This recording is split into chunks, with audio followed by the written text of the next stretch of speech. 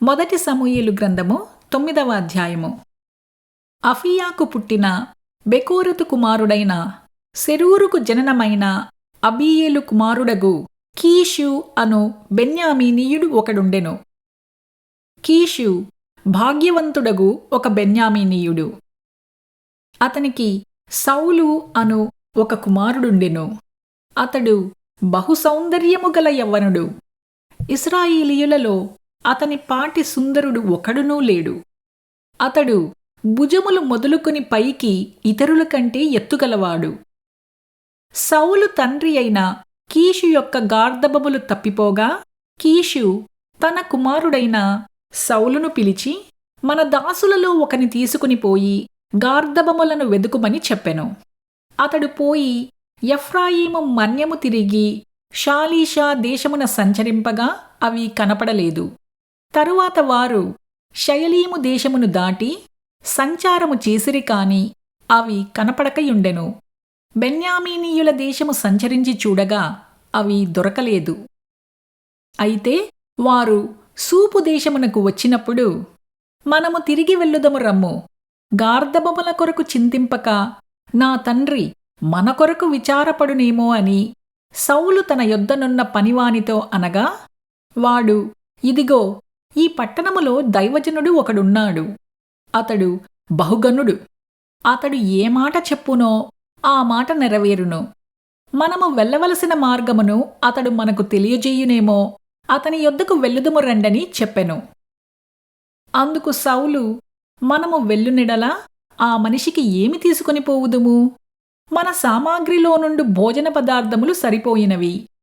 ఆ దైవజనునికి బహుమానము తీసుకుని పోవుటకు మనకేమీయూ లేదు అని తన పనివానితో చెప్పి మన యొద్ద ఏమియున్నదని అడుగగా, వాడు సౌలుతో, చిత్తగించుము, నా యొద్ద 1/2 తులము వెండి కలదు. మనకు మార్గము తెలియజెప్పినందుకై దానిని ఆ దైవజనునికి ఇత్తుననెను. ఇప్పుడు ప్రవక్తయను పేరునొందువాడు పూర్వము దీర్ఘదర్శి అనిపించుకొనెను. పూర్వము ఇశ్రాయేలీయులలో దేవుని యొద్ద విచారణ చెయ్యుటకై ఒకడు బయలుదేరిన ఎడల, మనము దీర్ఘదర్శకుని యొద్దకు పోవుదము రండని జనులు చెప్పుకొనుట వాడుక.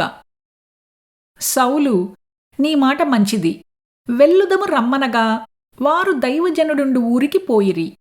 ఊరికి ఎక్కిపోవుచుండగా నీళ్లు చేదుకొనుటకై వచ్చిన కన్యకలు తమకు కనపడినప్పుడు, ఇక్కడ దీర్ఘదర్శియున్నాడా అని అడిగిరి. అందుకు వారు, ఇదిగో అతడు మీ ఎదుటనే ఉన్నాడు, త్వరగా పోయి కలుసుకునుడి. ఈ దినముననే అతడు ఈ ఊరికి వచ్చెను. నేడు ఉన్నత స్థలమందు జనులకు బలి జరుగును గనుక ఊరిలోనికి మీరు పోయిన క్షణమందే అతడు భోజనము చేయుటకు ఉన్నత స్థలమునకు వెళ్ళకమునుపే మీరు అతని కనుగొందురు. అతడు రాకమునుపు జనులు భోజనము చెయ్యరు.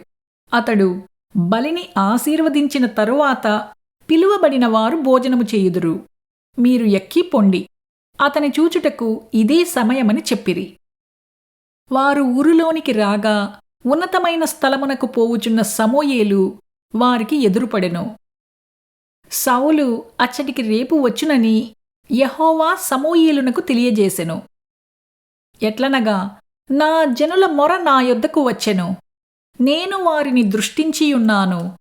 కాగా ఫిలిష్తీయుల చేతిలో నుండి నా జనులను విడిపించుటకై నా జనులైన ఇశ్రాయేలీయుల మీద వానిని అధికారినిగా అభిషేకించుటకు కాను రేపు ఈ వేళకు నేను బెన్యామీను దేశములో నుండి ఒక మనుష్యుని నీ యొద్దకు రప్పించుదును.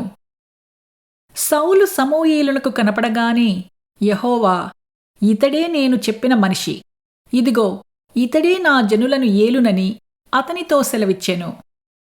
సౌలు గవినియందు సమూయేలును కలుసుకుని, దీర్ఘదర్శి ఇల్లు ఏది?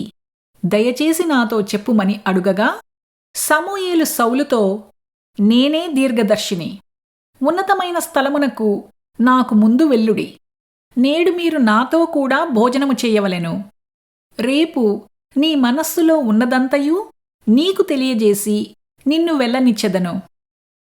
3 దినముల క్రిందట తప్పిపోయిన నీ గార్ధబములను గూర్చి విచారపడకుము, అవి దొరికినవి.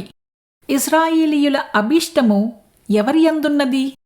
నీయందునూ నీ తండ్రి ఇంటివారి యందునూ కదా అనెను. అందుకు సౌలు, నేను బెన్యామీనీయుడను కానా? నా గోత్రము ఇశ్రాయేలీయుల గోత్రములలో స్వల్పమైనది కాదా? నా ఇంటివారు బెన్యామీను గోత్రపు ఇంటివారందరిలో అల్పులు కారా? నాతో ఈలాగున ఎందుకు పలుకుచున్నావు అనెను.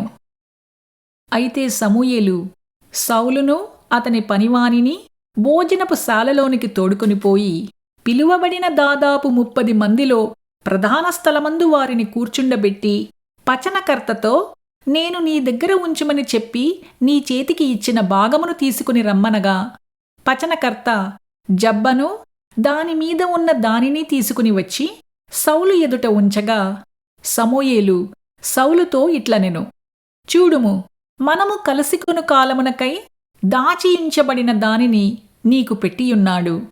జనులను పిలిచితినని నేను పచనకర్తతో చెప్పినప్పుడు ఇది నీ కొరకుంచవలసినదని చెప్పితిని. ఆ దినమున సౌలు సమూయేలుతో కూడా భోజనము చేసెను.